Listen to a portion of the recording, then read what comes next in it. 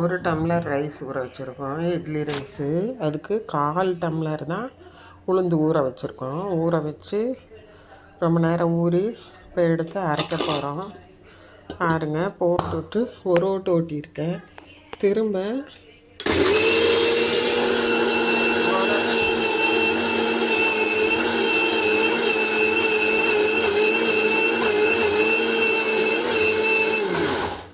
விட்டு விட்டு அரைக்கணும். விட்டு விட்டு அரைச்சிங்கன்னா நல்லா பொங்கி வரும்.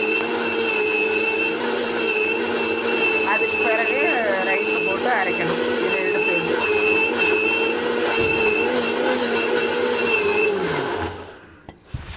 விட்டு விட்டு அரைச்சிங்கன்னா பந்து போல் வரும். பாருங்கள், எப்படி நீங்கள் கிரைண்டரில் அரைக்கிறீங்களே அதே மாதிரி சாஃப்டாக ப்ளஃபியாக வரும். சரியா?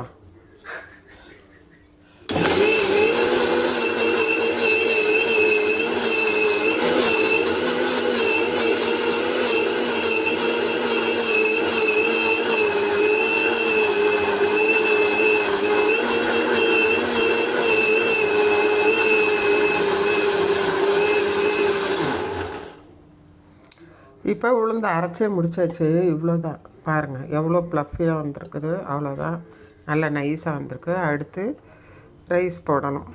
ஓகே, ரைஸ் போடும்போது காமிக்கிறேன்.